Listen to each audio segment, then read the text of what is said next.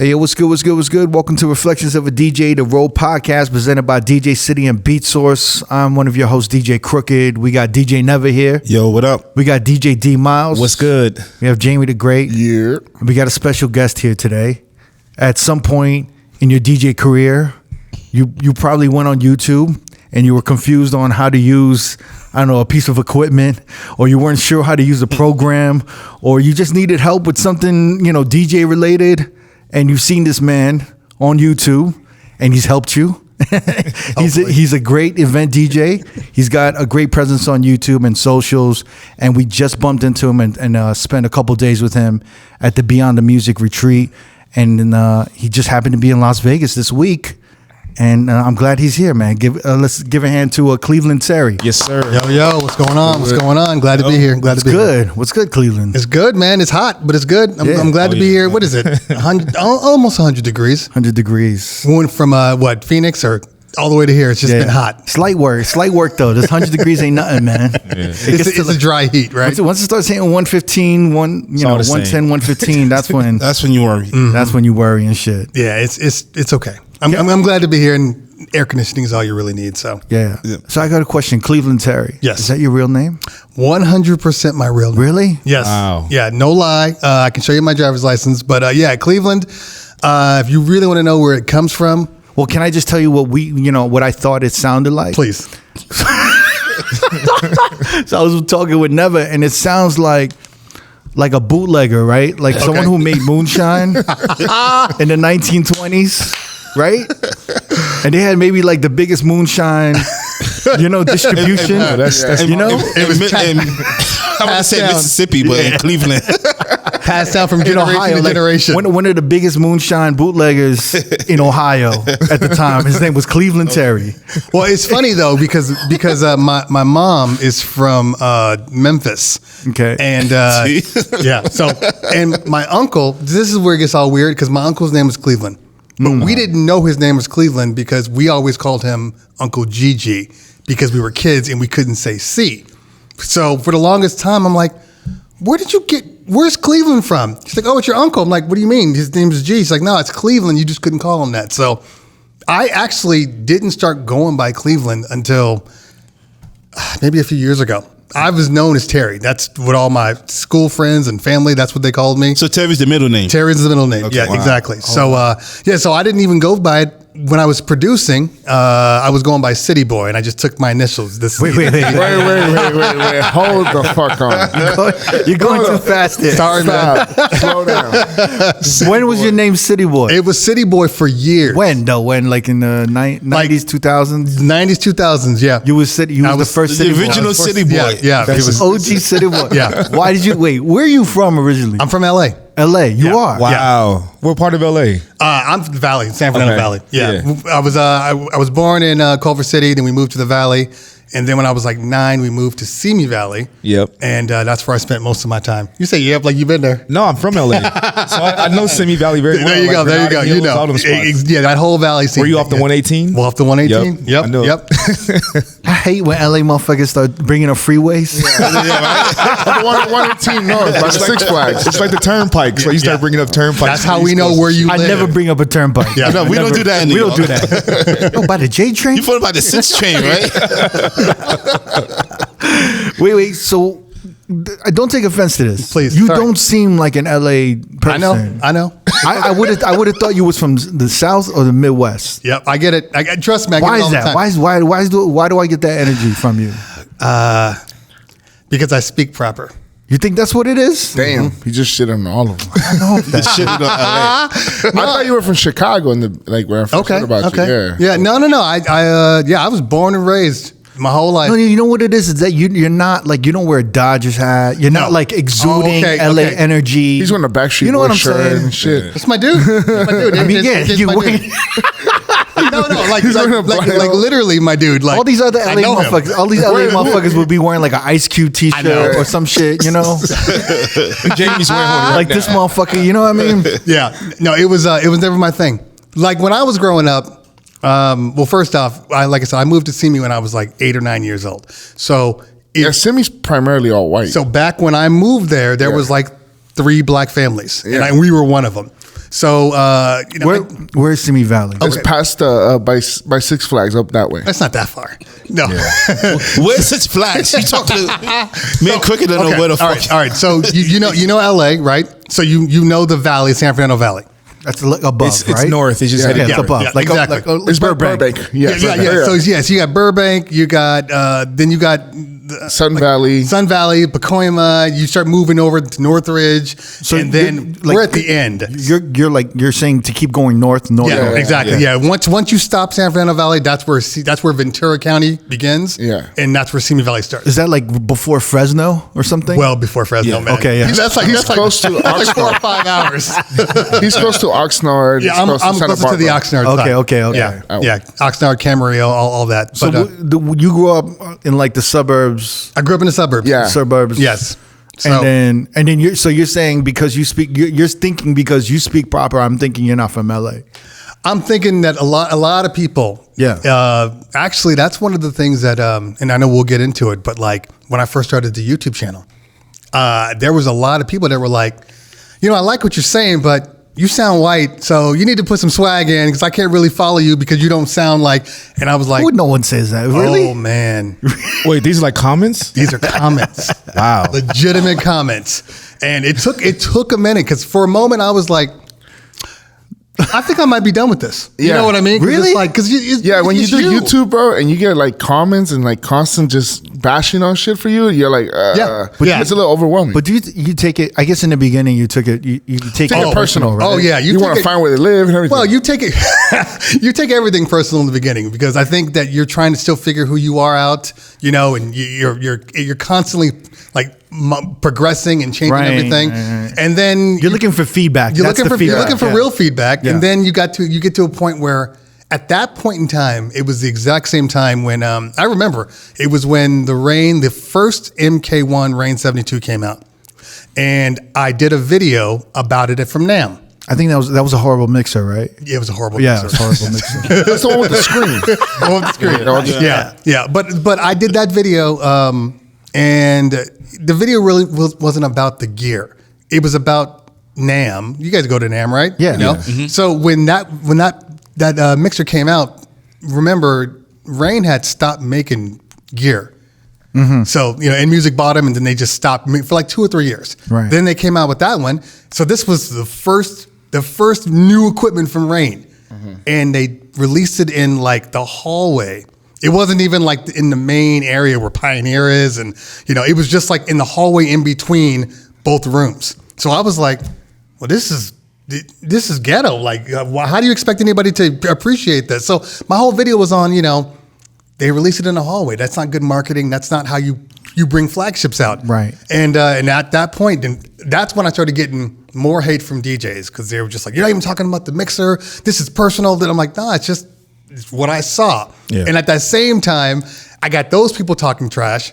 I got regular people who've seen my other stuff being like, you don't sound black, all this stuff. And at that moment. You get a lot of that? Oh, yeah. Really? Yeah, bro. YouTube is brutal. Yeah. When I used to do YouTube, they used to call me by everything. Is it from black people or is it from white Just people? both. Like, really? Everybody Why would across you the board. listen? I wouldn't listen to any of these people. Well, you don't know who they are half of the time because the avatar doesn't show anything. Yeah, anonymous people like to What's talk the worst? trash. What's the worst shit that someone said that God. really hit you? That really kind of made you almost quit?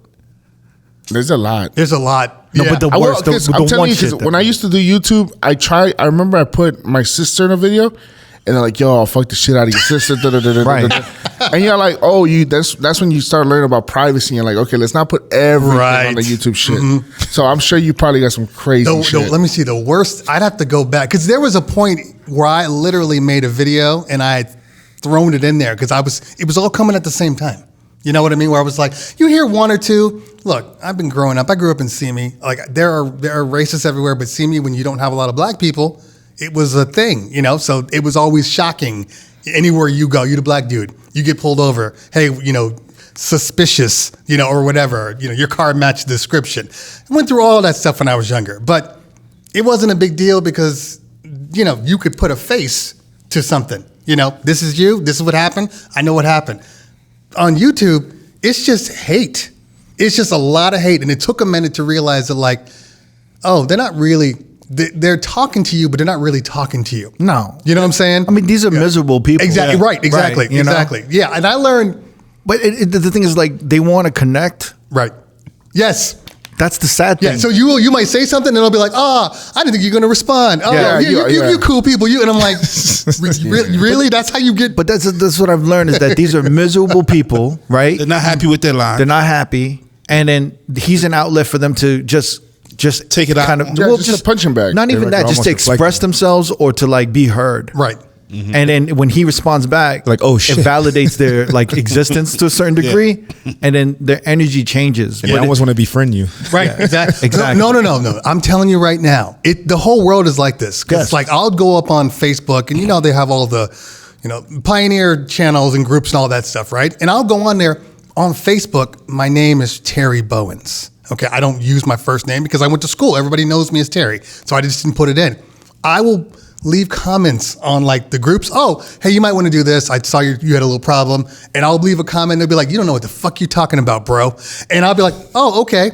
And then like maybe 20 minutes will go by and they'll be like, oh, hey man. Oh, thanks for the stuff. I love your stuff. Love your videos. I'm like, cause it doesn't click at first. So Right. their first reaction is to like stab and then realize who you are and then change up their whole tune.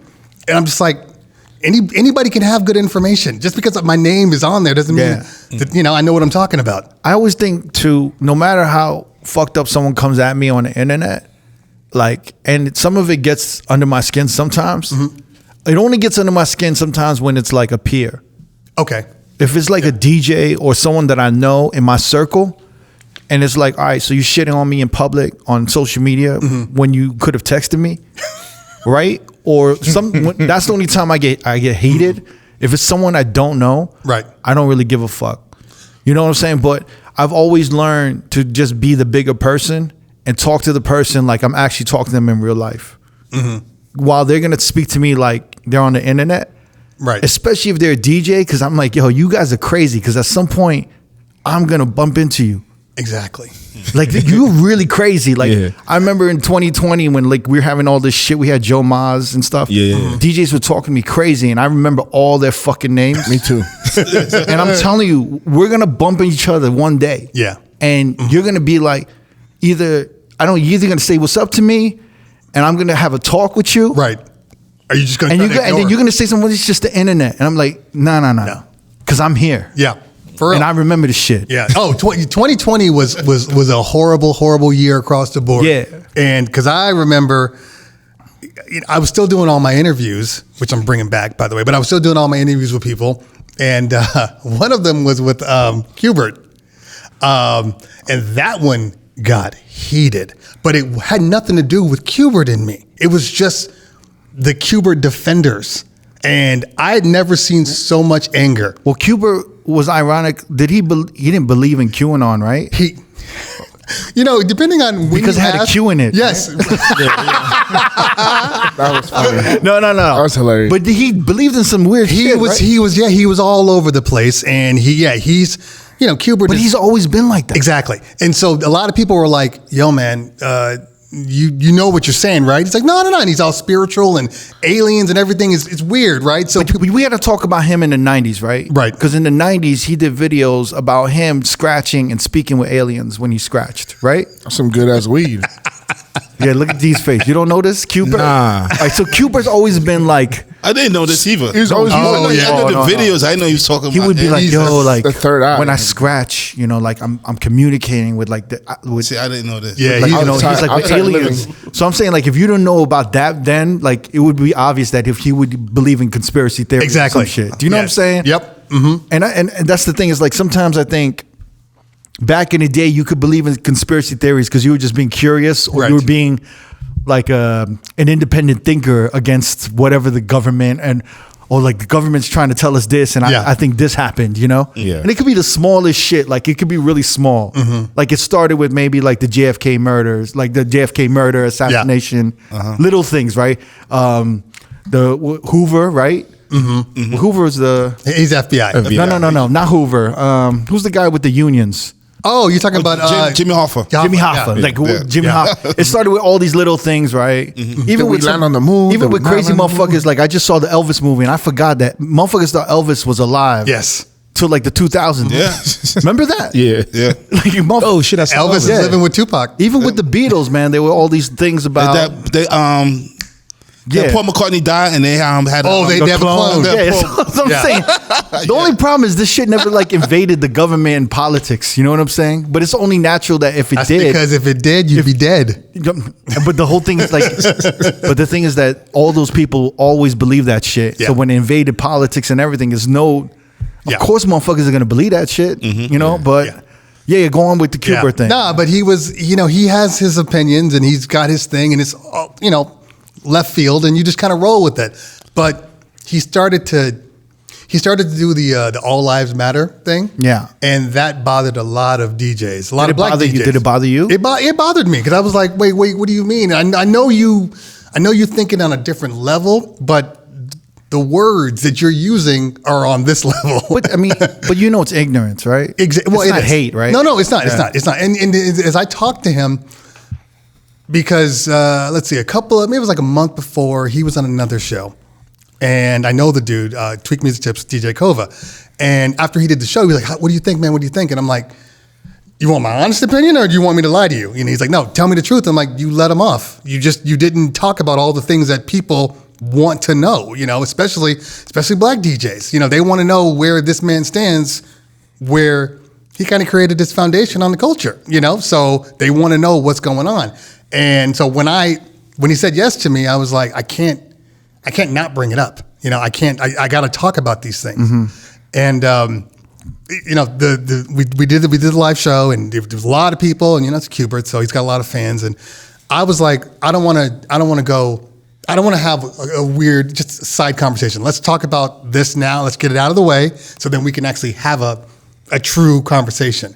And Kubert and I were fine, although he kept trying to do people, they'll say something and you'll be like, you didn't really answer my question. So I got to go back now and then ask the question. And then people are like, yo, man, he answered the question. Let him go. And I'm like, he didn't really answer the question though, so I kept having to go at him. What was the question? It was all had to do with the All Lives Matter. Because when I asked him about it, I'll have to go back and look at the video. It's been a while. He was just kind of skirting it, he would talk a little bit about it and go, no, but everybody's special. I'm like, no, but hold on. Everyone's special? Yeah, you know what I'm saying? So I was like, okay. So then we went back and crazy. Like I said, we were fine. It was just two dudes having a discussion. But in the comments, it was like World War III. They were angry. What the fuck are you doing, Cleveland? Why are you coming at him? This is not fair. This is blah, blah, blah.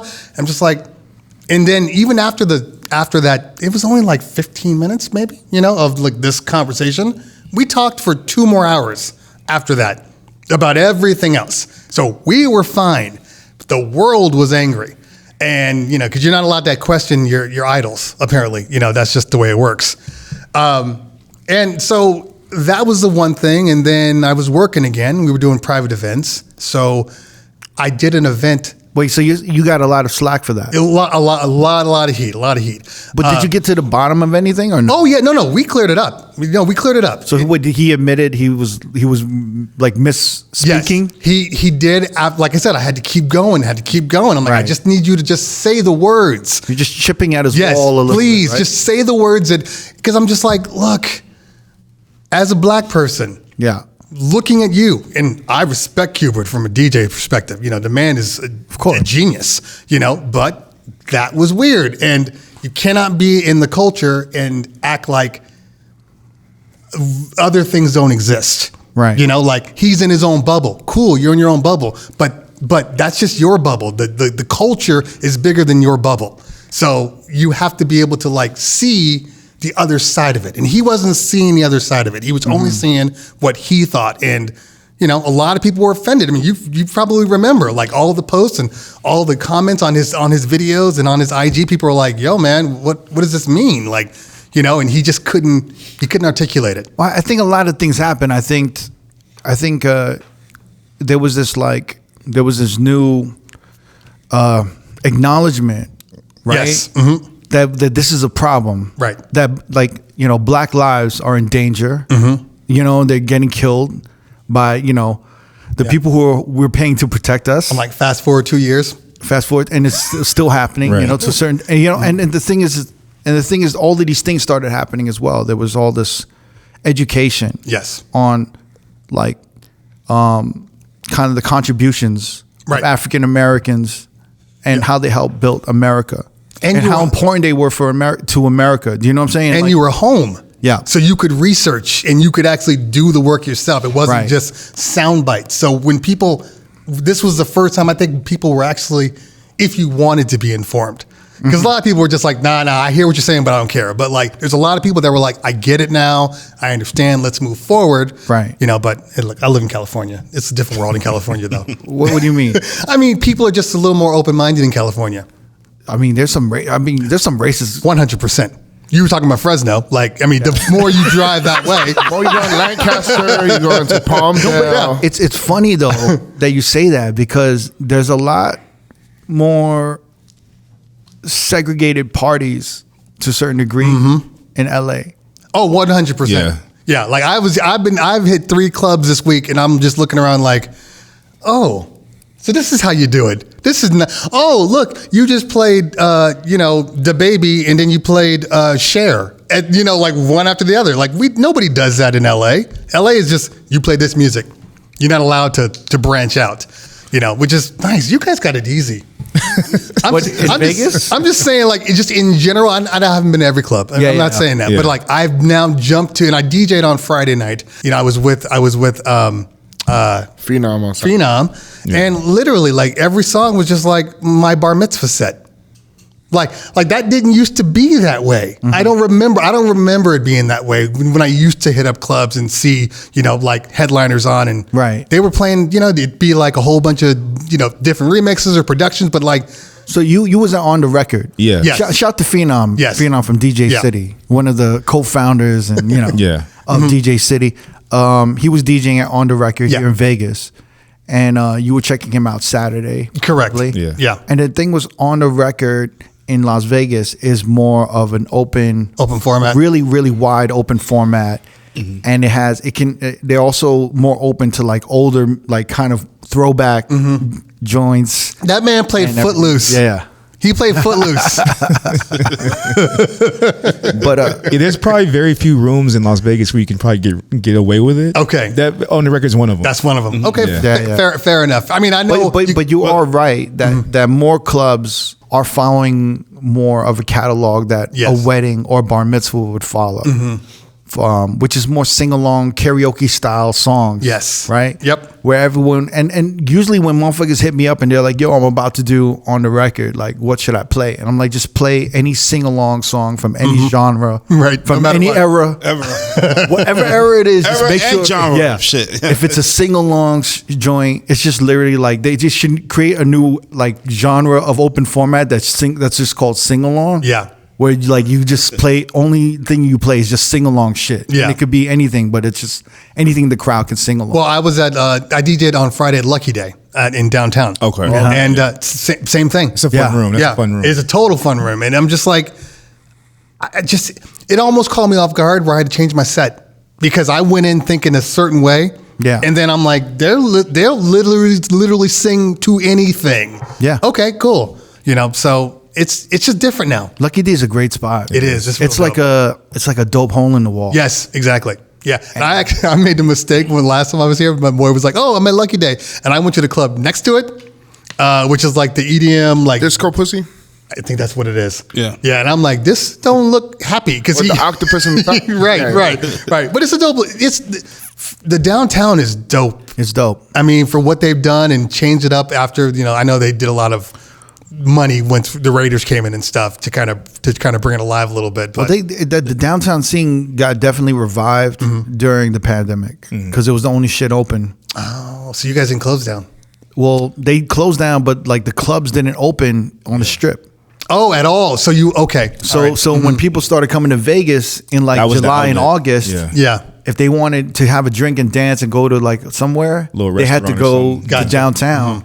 And then like the police weren't really on top of everything downtown. Oh, it's crazy now. Yeah. Well, I mean, during that time, maybe during that year span, I don't know, 6 months. I think it was about 6 months to from a like year. March to like August for sure. Yeah, right? like everyone was just going downtown, and then it started just building this Right. comfortability with everybody. They're like, yo, let's go downtown. Yeah. You know? Yeah. No, it's dope. It's dope. I love going there. My Snapback boys are there. I'll be Commonwealth on Wednesday. The snapback party, yeah. Yeah. I want to talk to you a little bit. So, you know, I have a question on where do you classify yourself as a DJ? You know, so I called you an event DJ when I introed you. I don't know if you take offense to that. You know what I'm saying? Not at all. So it pays my bills. Yeah. But, you know, you're known on YouTube for like having this amazing tutorial, you know, content where you're teaching people about programs, equipment, new equipment and stuff like that. I want to talk about that. Okay. But I do want to talk about your history as a DJ and how long you've been doing this shit. Because I really, honestly, to be honest with you, I didn't really start knowing much about you till 3 or 4 years ago. That's fine. I mean, honestly, you know? that actually makes a lot of sense because a lot of people were like that. Yeah. But I'm sure you probably had a lot of bones in this game for a long. I've been DJing for a while. You was the first city boy. Yeah, I was the first one. So I want to kind of go back, and I want to talk about, you know, the city boy before Cleveland Terry. Okay. I want to talk about city boy. Gotcha. Okay. It sounds crazy me calling you city boy right now. Where did that name even come from? No, honestly, it came because look, so back in the day when I first started doing anything, I was a dancer. That's where they get all their little skills from. My wife and I are both dancers. Yeah, your son is out here doing his thing. He's a dancer. Yeah. Yep. What do your son specialize in? He specializes in tap, but he does everything. Tap. Yeah. That's rare though. Not a lot of people are like tap dancing right now, right? Definitely not. It's making a comeback, but the good thing about tap is, I mean, it's known, but like it's the only dance discipline that the roots, like when you go to like tap things, you'll see like all races, you know, but you'll still see a lot of black people doing tap because it's our kind of motherland type stuff. You know what I'm saying? The foundation. So, but he does everything. He does literally, what do? You do tap, you do lyrical, he does jazz, he does hip hop. Once he started dancing, once you get to a certain level, like they won't allow you to just be a tap dancer. You could be the best tap dancer. Like you're dope. Now go learn some jazz and learn some lyrical so that we can incorporate that into your dancing and make you even better. You know, so he does it all. And then what's the next gen? What's like who's the next? You mean who's the next great tapper? Well, yeah, who's the next great tap? Because it seems like every 15 or 10 years there's like a tap dancer that affects he's pointing at himself. It might be Isaiah. That's what, yeah. Our boy Isaiah. Yeah, it could be. No, but I know what you're saying. Like there hasn't been that one. There's a lot of like really good ones.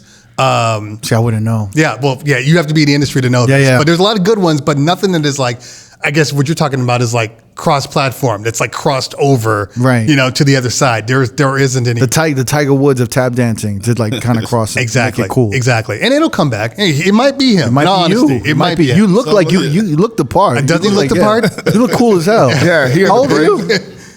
15? He'll be 16 at the end of the month. Wow. I never looked that cool when I was 15. I know. One of the coolest motherfuckers. I wasn't even look that cool when I was 25. You wearing Crocs right now, so you know.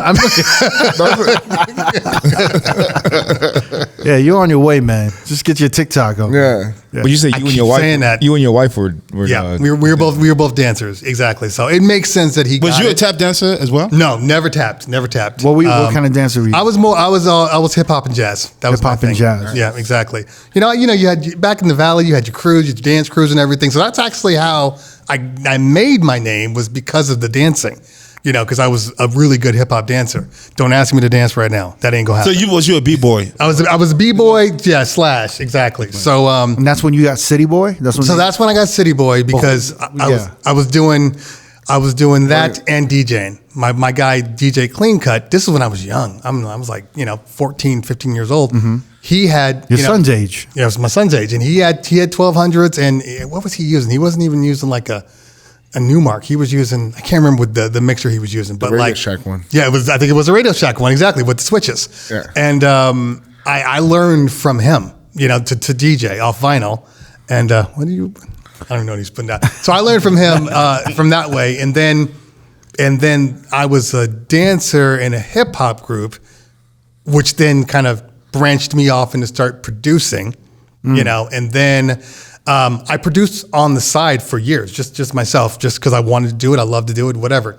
And then I can't remember the song, but my partner, Paris, you know Paris? Paris Paul? Yeah, Paris Paul. He's another city boy. Yeah, yeah, exactly. So I was making music, and we were somewhere, and I just kind of played a track, and he's like, "What is this?" And I'm like, "Oh, that's mine." You know, I just did the hook, whatever. He's like, "Let me get on it," and I've known him forever. So we ended up forming a hip hop group.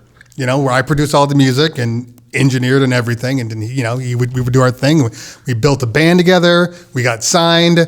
We lost our deal. Like all of these things happened. Wait, so you got signed? Yeah.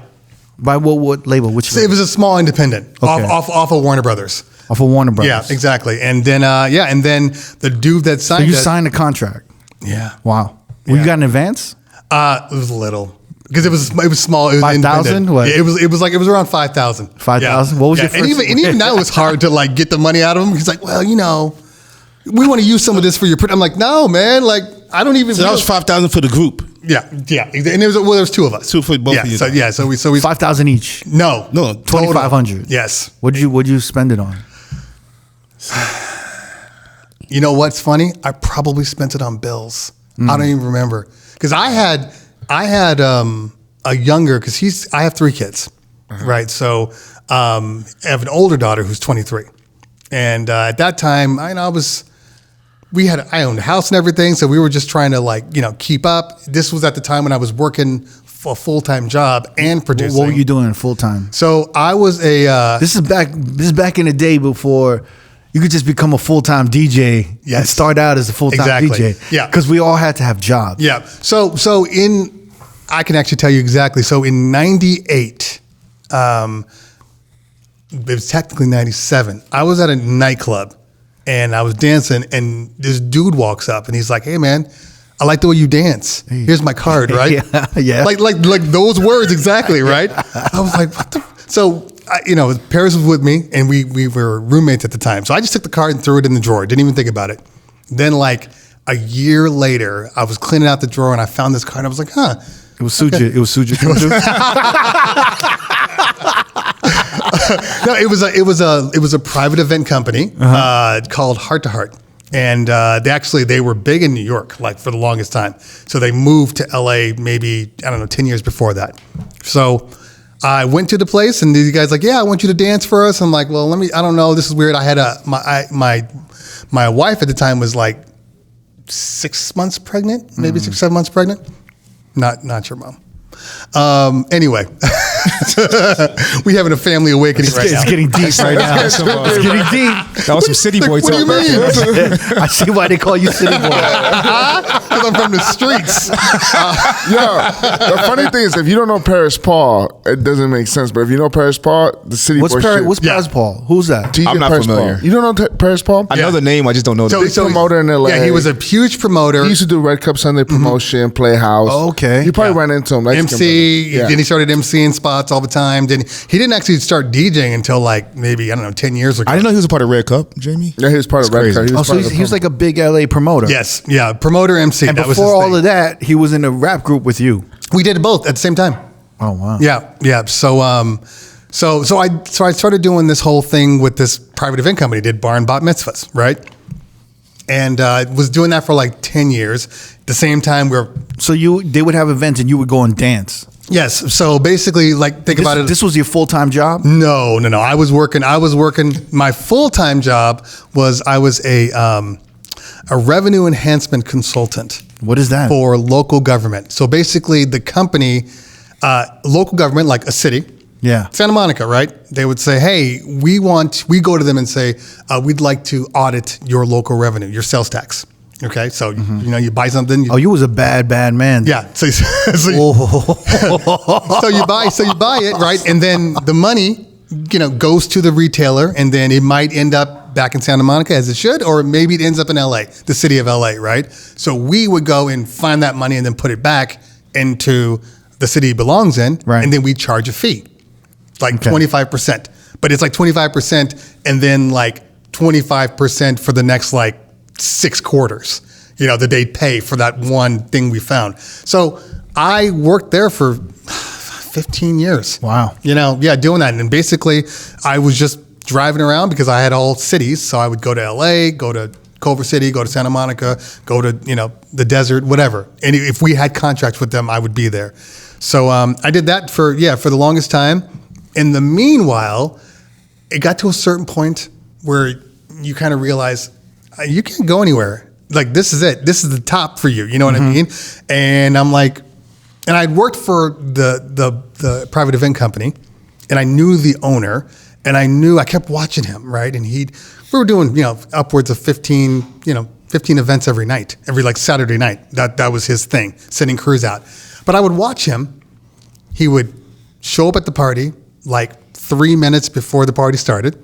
And then he would do his MC thing. And, right as the party ended, he'd be like, all right, peace. And he would just leave, right? Meanwhile, all the crew was breaking down the equipment, loading it up, bringing it back to the studio.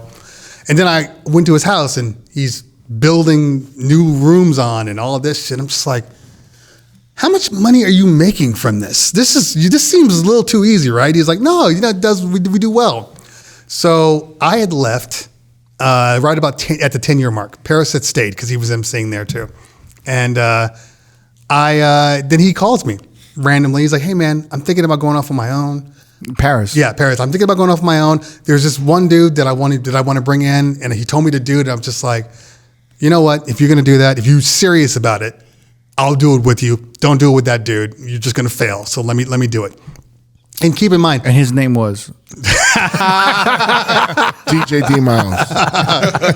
And keep in mind, everything that we've ever touched, the chemistry is just right, and we've always been successful.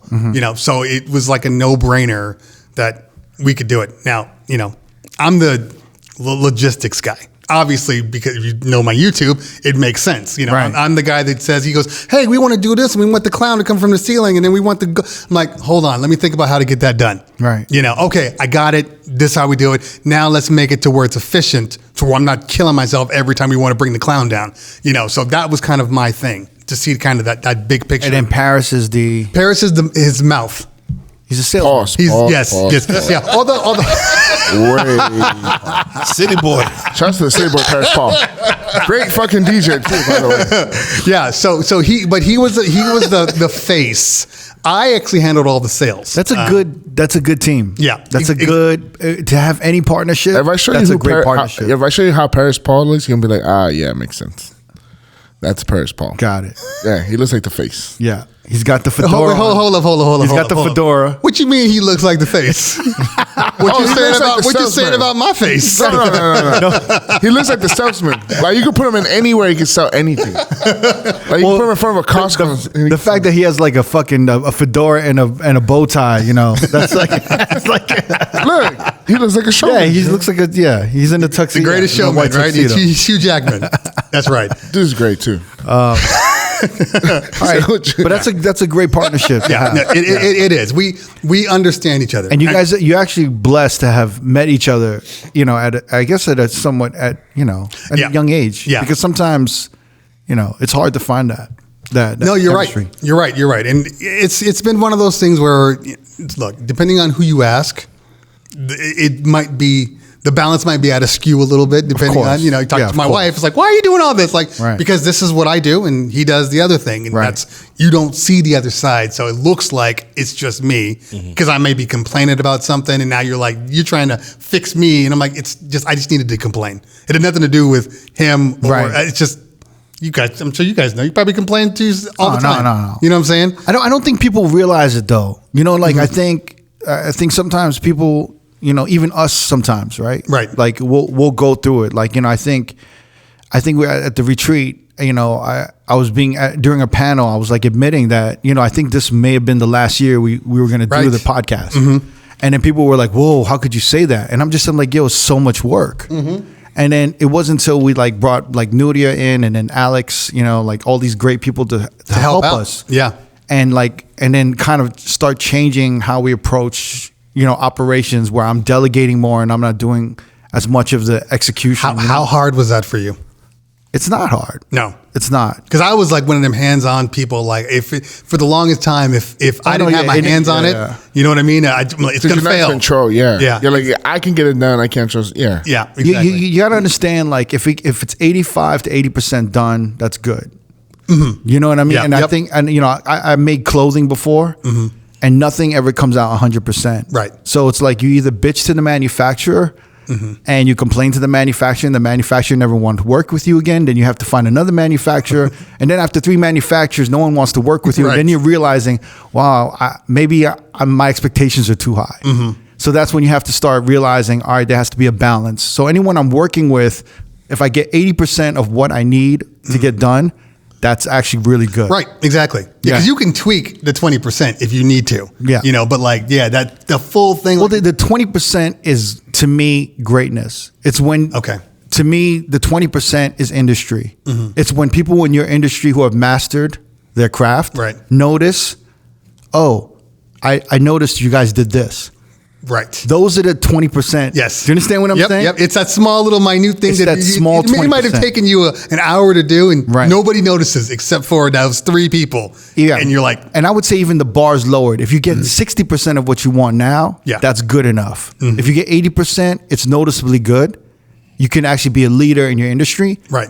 And then I think if you hit 100%, anywhere from 90 up, that's when you start getting the attention of OGs or people who have mastered their craft or veterans. Yes. And then that's when they start seeing, oh, you're doing something really good. Like we need to talk. Yeah. But to get to that point, it takes a minute. It takes a minute. Yeah. And not only that, the people who are working for you who are getting to 80%, for them to get to 90% or 100%, that's when you realize, oh, this is going to take a while. But when you get there and everything's moving, that's when you're like, oh shit, we're actually hitting greatness right now. See, I'm kind of at that with my YouTube. Yeah. You know, where I'm just like, I know what I'm capable of and I know the time that it takes to do every single thing. So if I'm doing a gig log, as you were saying, those things take forever. Mm-hmm. You can't just knock out a gig log. You have to have B-roll and, you know, it has to make sense. And explain a gig log. So a gig log is basically myself going on one of my private events or nightclub or whatever, and I take the people, the audience along with me.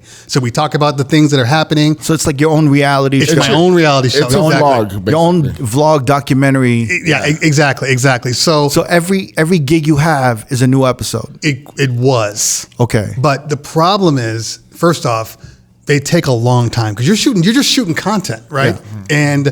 I mean, when you're shooting content, and you're gathering, I don't know, you know, even 4 hours. I mean, I would say probably anywhere between 2 to 4 hours of footage. 2 to 4 hours of footage. Editing that could take 8 to 12 hours. Yeah. And like I said, we're not factoring in B-roll. We're not factoring in to make sure. I'm a big proponent of making sure that no matter what you do, you tell a story. Yeah. Because the story is what people remember, you know, not the little things. So I always tell a story. Now I used to get that. You're too wordy. You talk too much. You know, just get to the facts, get to the data. I'm like, that's not how I work. No, you're trying to make an episode of Full House. There has to be a message at the end of the show. There has to be a beginning, a middle, and an end. So what were the twins' names in the show? I don't know. Oh, the Olsen twins. What did the Olsen twins learn at the end of this episode? It's basically like your episode. What did they learn? Well, and that's because that was the thing, because I would make these gig logs and then I would, you know, they looked beautiful and the B-roll was great. I was looking at Peter McKinnon like, I'm gonna be like him, right? And then you get to the end and you're like, but I haven't said anything. There's nothing that anybody can take with them. There's no substance. There's nothing people can get emotionally invested into. Yes, right. So then what I started doing, I started basically doing the reverse, where I would film the content and then I would, as the content's going, go, I have a story for this. Mm-hmm. And then I would put that story in as either me, you know, at a, you know, talking head piece at a table or whatever, and then we'd splice in the actual footage as opposed to just showing the whole thing. Right. You know, because it was too much. But yeah, the editing. So you'd have to find, and there's always one dilemma or two dilemmas. There's always a dilemma. At a gig. Yes. So you just have to kind of magnify it on your episode. Yeah. And just be like, oh, this big problem, but let's talk about what are the solutions for these kind of problems and what I ended up doing. Exactly. And then you can have, you know, it's a lot of work. It's a lot of work. And you're doing it by yourself. You're doing it by yourself. And then what happens is And you're raising 3 kids. And you're raising 3 damn kids.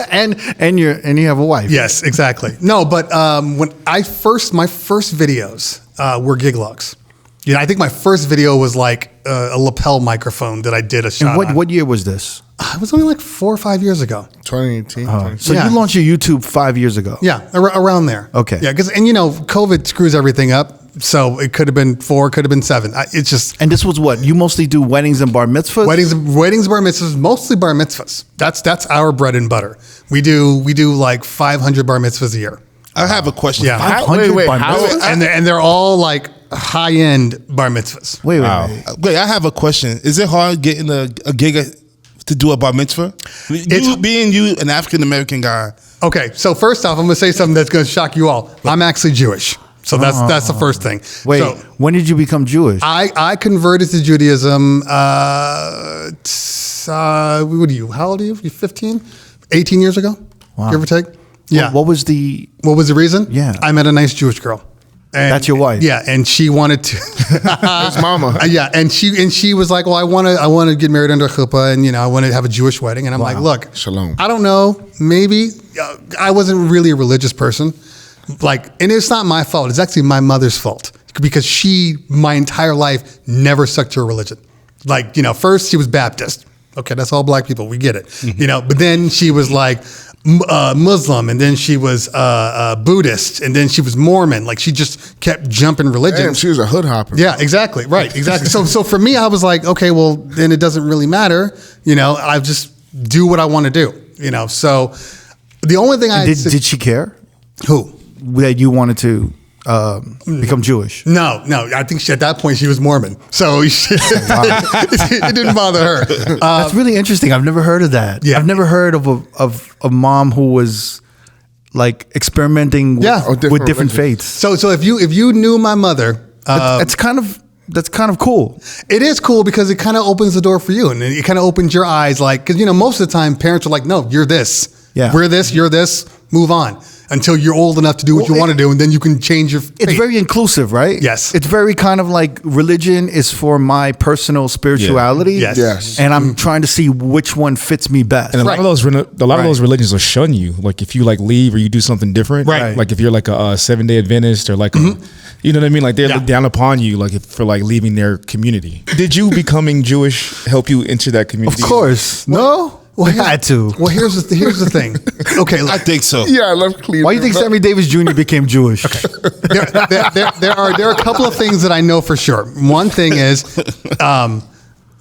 Jewish women love to be in the know and to be the ones that discover something that their friends don't know about it. So like when we came up, I was already Jewish then when we started the company. Right. But it was never something that I made a point to back when I was I never did that. It was just like, cool, whatever. But then, But you never became Jewish because you thought it would somehow enhance your I wasn't trying to boost your career or exactly. your business. Yeah, like I got my Jewish degree. I expect more money now. As soon as he became Jewish, he put the yarmulke on. He's like, let's get to these bar mitzvahs. Let's get this money.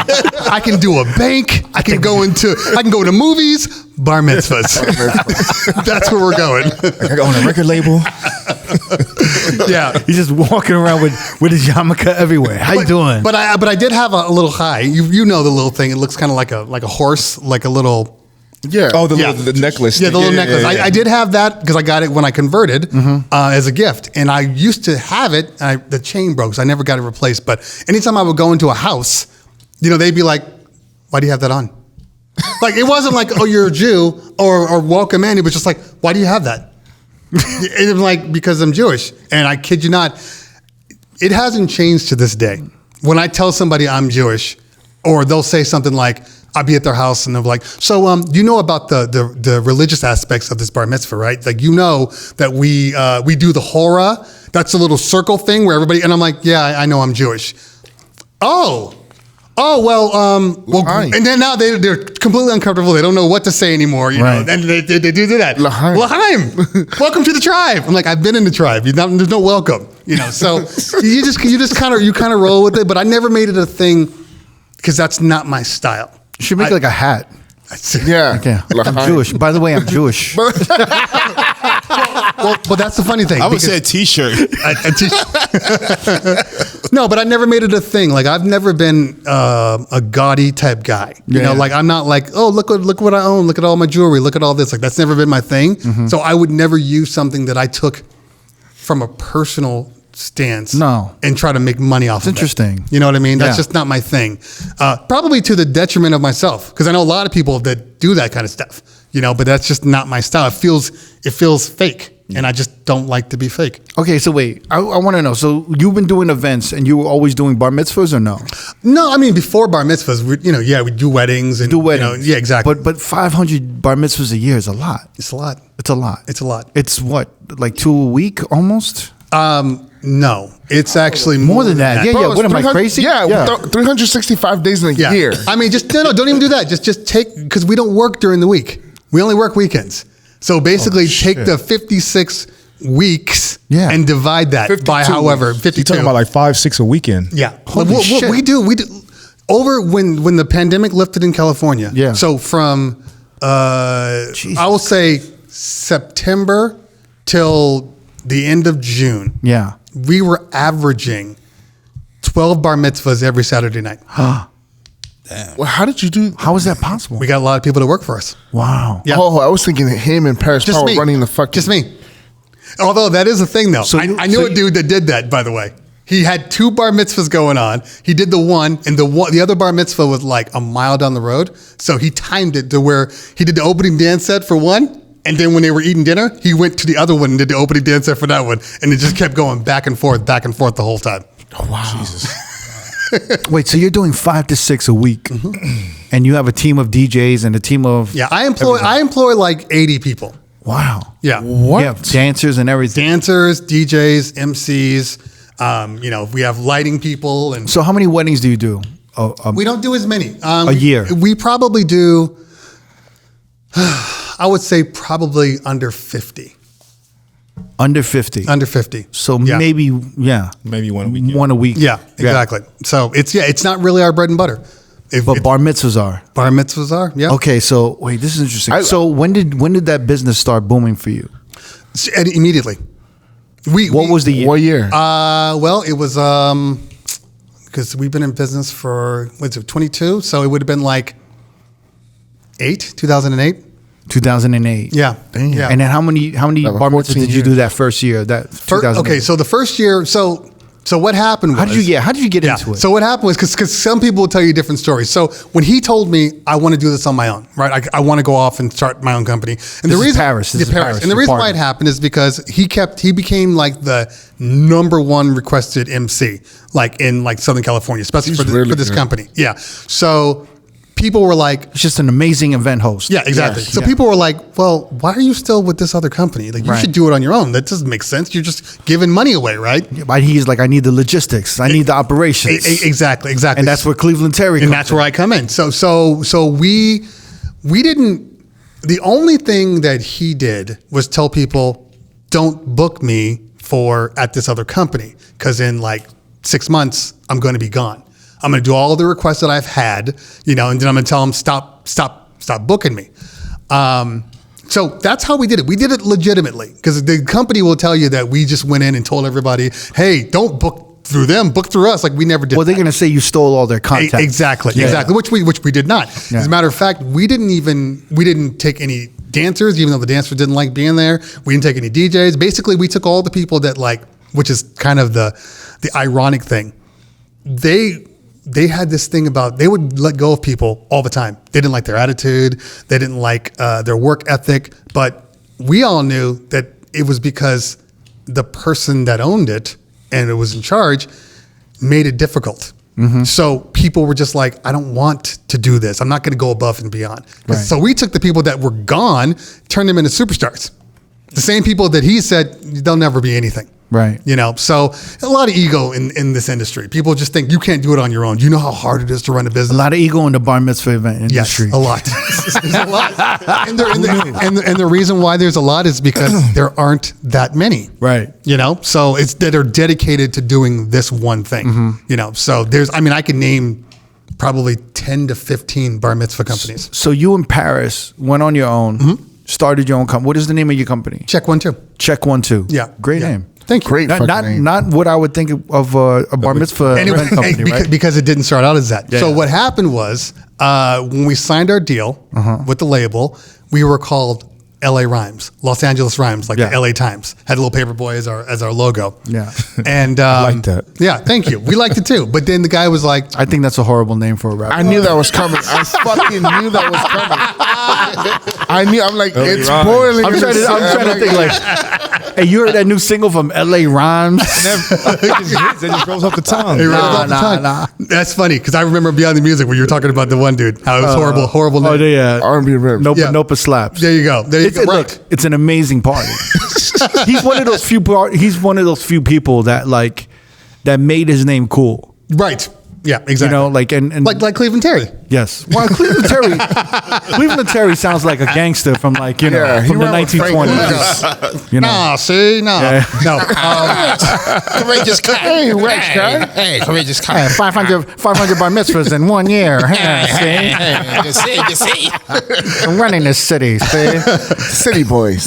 Exactly. But what was I saying? It was the LA LA Rhymes. Rhymes. yes. So when we did that, LA Rhymes, our manager was like, you can't use that name. Like, what do you mean? It's too regional. Yeah. We need to open it up so it just it doesn't feel like you're from a certain thing. So we came up with Check 1 2 at that moment, and so that was the name of the group. And then when we walked away from our deal because nothing was happening, we're like, what are we going to do now? We don't, we left this, and that's when we're like, well, let's start the company. Let's call ourselves Check 1 2. So it makes so you sense. guys started doing like events. So the first year we had, I want to say 30 events total. 30 events in the whole year. The whole year. Which is great for a It's a company new- first a new starting company, out, right? yeah. So what I thought was when we were doing the projections, we're like, okay, so we have 30 this year. Imagine we do 30. People are going to have this many eyes on us. People talking. We'll probably do 60 the next year. Then maybe we'll do 90. That's not how it happened. No. We did 30, and then we did like 200, like the next time. So it was hard because. At first, it was Paris and myself. Paris was the MC. I was a DJ. Then we were training some other people to come on board, and then it was Paris brought on another DJ, so they had theirs, and then I had a new MC.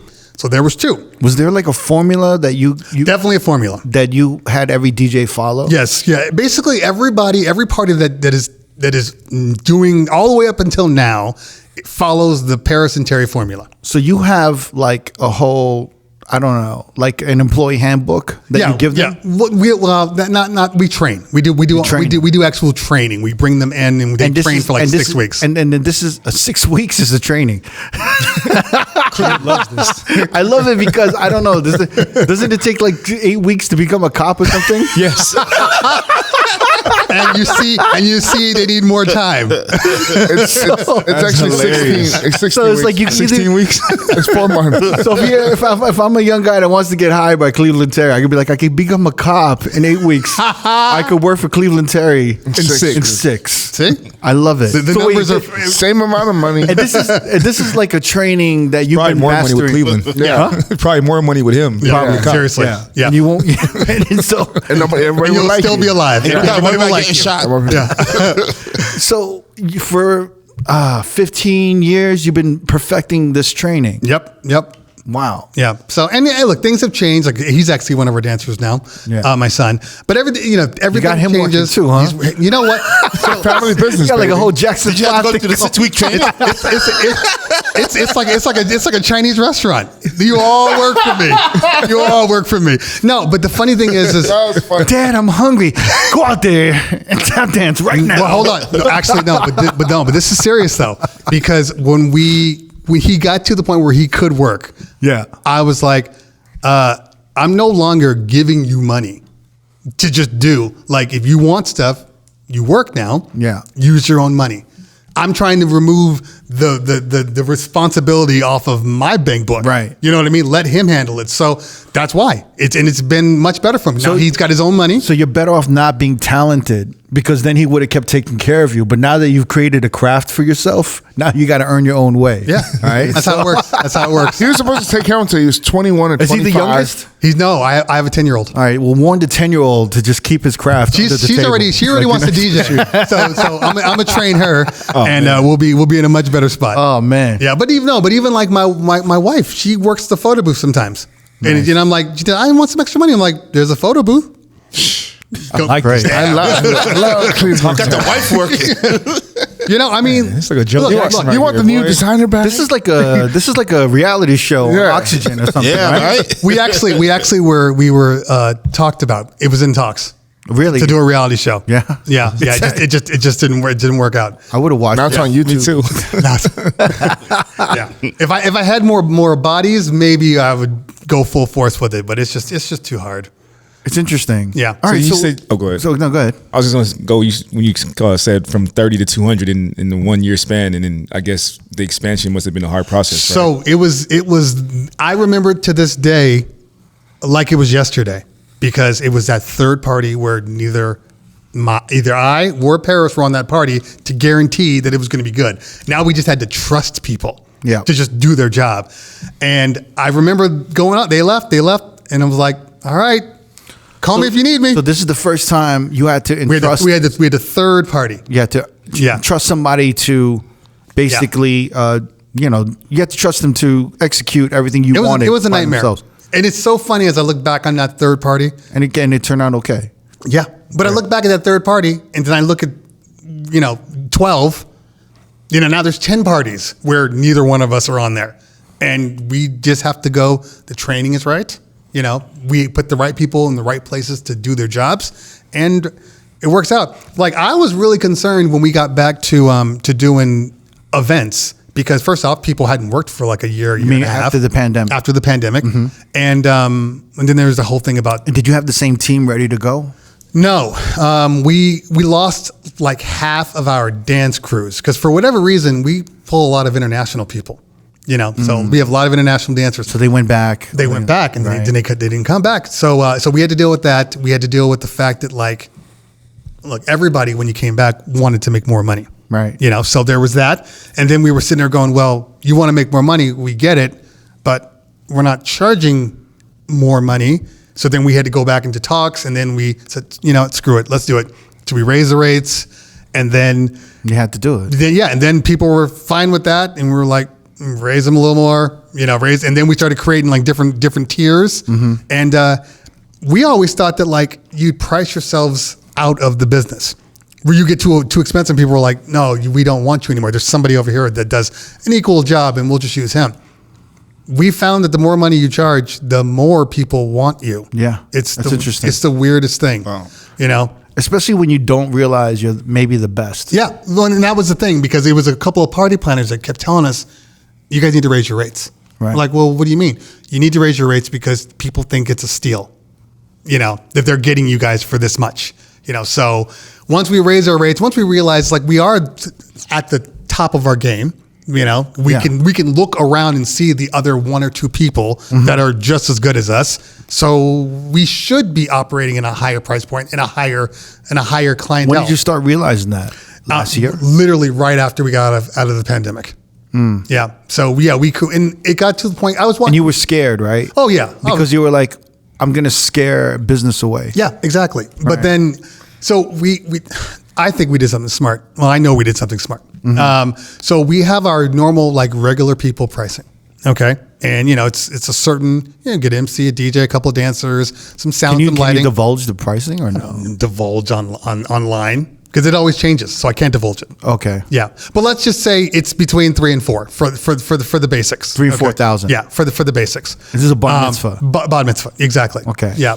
What does that include? A DJ, and MC, lighting, some basic lighting, some sound, and then. So as you are training the DJs, yes. You're training them for setup. You're doing this exactly. and Paris is training the hosts. Correct. Well, although he doesn't actually train them anymore. We have a dedicated person. Okay. That does the dancers and the MCs. Wow. Yeah. So the DJs, because he's a DJ now, it's done by both of us. You know, we'll check the playlist out, make sure what they're playing, because we care more about programming than we do about. This is like a circus or something, right? It's like it's a a lot. traveling circus. Yeah. Well, and then we shut down our office during the pandemic because it was too much money. Of course. And now we're at a storage unit, and then that's a whole nother nightmare trying to get that to make sense. Because before we had a lot of area, so everything was spaced out. Now the storage Probably had like a warehouse. we had a warehouse, exactly, offices, everything, but didn't make sense. Now I work from home, and it's been actually better. I mean, it's your been expenses better. are down now, right? Expenses are down, and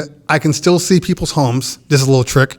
I didn't like to do the traveling because in LA, everything takes you an hour to 2 hours to get to, no matter where you're going, right? Mm-hmm. So I didn't like to do the travel, but I was able to kind of walk into people's homes and go, okay. So when they were like, is that the best deal you can do? I'm like, yeah. You got gold chandeliers up here. I just drove down your elevator to get to where you are. No, you're not getting a deal from me. So rule number one of negotiation for bar mitzvahs: go to the client's house and And check their pocket. and check their Don't you chandeliers. Look for that gold chandelier. no, like Well, $20,000. Is that how it happens though? It's just like let's set up a meeting and let's talk about the rate. I've been to places where. But they're like, no, just give me a rate on the phone right now. Exactly. No, we give them the rates, but because we have our general, but it's just a starting point. Okay, let me do something. I'm gonna call you up. Okay. I want a bar mitzvah. Are you the Lamborghini that was parked outside? I'll let you know what's going on. Okay. You got fish for the ideas. Bring. Yeah. Hello. Check 1 2. What's going on? Hey, how you doing? I heard about you guys. I heard you're really good. And I want you guys to do my son's bar mitzvah. Perfect. When's it going to be? How many people are you ballparking? It's going to be in 2 months, but what's your availability like? And then I kind of want to know what's your pricing like. Okay. Yeah. Then I give the pricing. I'd send them the brochure. Yeah. But then it'd be based upon like the number of people you have. Okay. The hours involved. The distance where you're going to be. So tell them all that information. Yeah. Kurt. Okay, so I got like 300 people coming. Okay. Good size. That's a good size. Inside your head, they're like, oh, this is money. Right, immediately. Yeah. Normally when they're like, oh, it's 120 people, I already know, okay, this is the lower tier. Okay. So I can approach it differently. But 300? 300. Okay. I know you're trying to do it big. Okay, got it. So Yeah. there's 300 people. Okay. And so, I'm not trying to go all out, I hear that all the time. Yeah. So then, I just want to, do something little, nothing big deal. No, just like, something real quick, an afternoon and stuff like that. Gotcha. So do you want to send me a price quote or do you want to meet in like, how does this work? I'll send you the pricing and then I want you to take a look at it and then Okay. we'll have another conversation afterwards. Okay. And then after that, if we do a meeting or, So where would you bring it to where it would have to be a meeting for you to go?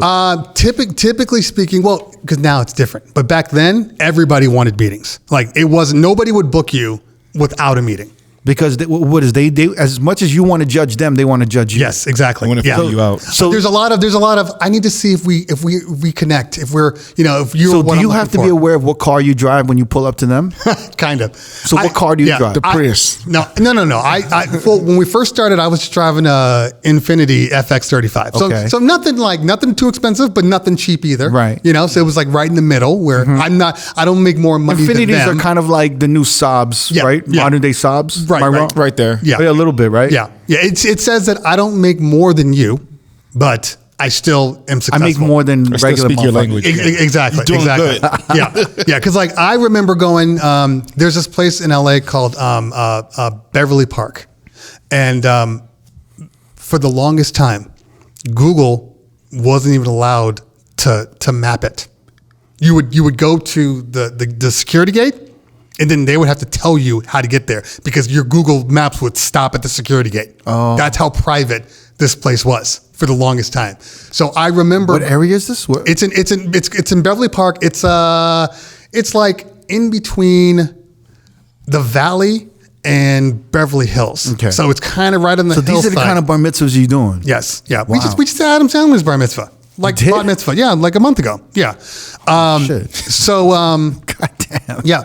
So I remember getting to the house, right? Finally got the directions and I'm looking, I'm like, there's a wall up, there's a gate, and I'm like, nobody's answering. So I call him like, look, I'm here. I just don't know how to get in. He goes, oh, okay, let me open the gate, but then don't drive up to the front. Drive to the left. Go down the driveway into the garage, the parking garage. Drive in the parking garage, then take the elevator up to the second floor. Like, this is the kind of money It's like the service entrance. It's kind of like service. but like all their expensive ass cars are there too. So it's just they have people that work, and that's where they park everything. Got it.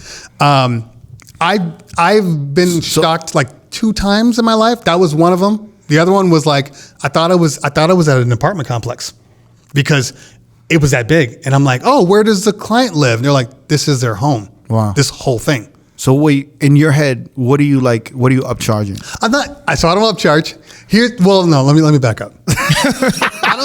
I don't upcharge because my whole thing has always been I want to give you what you need. Okay. You tell me what you want. Right. I'll give it to you, but at a minimum, I got to give you what you need for us to do a good job on your. So I have a question. If you're dealing with a whale, right? Okay. And right. you're giving them reasonable prices, do they feel the need to spend more just to get more? Yes, because we have what we call our premium pricing, and that's basically So I'm going to tell you in my head, right? Yes, please. Let's say I go to a restaurant. Like everyone's like, yo, go to this restaurant. You have to go to this restaurant. I go in there. I order everything I want.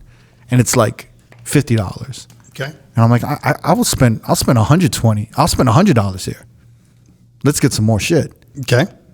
Is that how these motherfuckers kind of feel like? A little bit? The people because they're like, I want the experience. The people with the most money will say, what else you got? Yeah. That's all. What else you got? Oh, we're going to bring in lasers and we're going to bring in the sparklers. We're going to bring in this. Okay, great. I want that. What else you got? So do you ever run out of what else you got? Boy, yeah. And you're just making shit up? Yeah. Well, no, that's what I'm like, well, we know the Globetrotters. I know, exactly. But it's like what do you want? Call the Backstreet Boys right now. We got live animals coming. We got the tigers. You ever I've seen those. You ever hear the Road podcast? They just like they run around and oh shit. That's Mike Tyson's old tiger, right? Yeah. But we started doing what we call these premium things, and basically is you still have the normal packages, but for the people that like want to make sure they want a specific MC, because the thing that was hurting us the most, even before the pandemic, was people either assumed or they thought they were getting somebody else, or they would request somebody, and maybe they weren't available, or maybe some huge party came on that wanted him instead. But because that request is there, people were taking that as guarantees. So we stopped that. And we were like, nope, okay, here's our premium packages. This is a guaranteed pricing. So this means that the person you ask for, you're going to get, but you're going to pay like $3,000 more for this one. So I just assumed that like nobody really cared about that, but the rich of the rich, And then it got to a point, we did the premium pricing, and I kid you not, we were selling more of those than like our regular pricing. Like it was just nonstop. I'm like, I think it's still too cheap. We got to raise it up, because I remember watching this one dude on YouTube, and he was like, when they were talking about pricing, and he said, every time you say a price, it should make the person uncomfortable. If it doesn't make them uncomfortable, then you're not charging enough. Oof. And I was like, that actually makes a lot of sense. Now, look, I'm not saying that every single client operates in that same field. There's normal people. I consider myself a normal person. When we did his bar mitzvah, like I was just like pulling out all of the, hey, can you do it? What can you do for me? What can you do for me? Because his favorite town. Yeah, because I don't have that kind of money. I'm not that guy. But like I don't know. You just did Adam Sandler's bar mitzvah. I beg to differ. Well, no. So a lot of people, this is how they get around it. This is the ego of a rich person.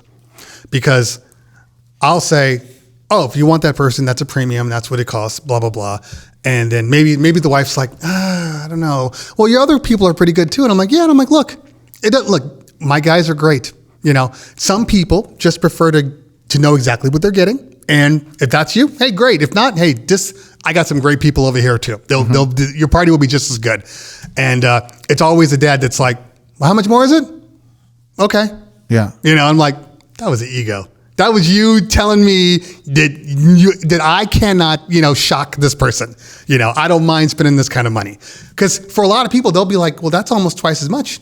Like, yeah, it is.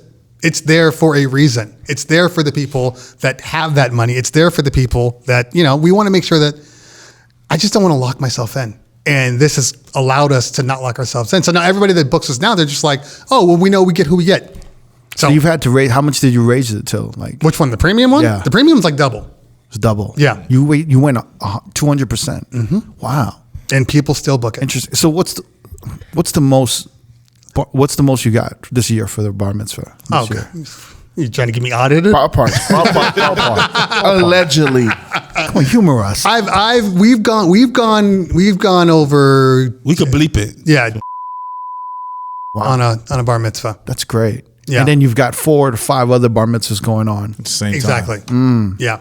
So That's great. It's a good weekend. it is. And when It's a very good weekend. Well, because a lot of our people were like, we want more money. We want to make more money. And I'm like, well, And the thing is, like this, you are making a lot of money, but you're paying a lot of people. and that's the key. Yeah. Because they were like, we want to make more money. We just want to raise. I'm like, I can't give you a raise just because you're not being requested. Like this person right here is being requested every single weekend. If any, not you, the other person, the fake person I'm over here. So if you want more money, you got to be that guy. You got to be the person that you can't live without. Then I'm like, yeah, I'm going to give you money because not only are you working, but you're making the phone ring for other people when they're like, oh, he's not available, but I'll take somebody else you got.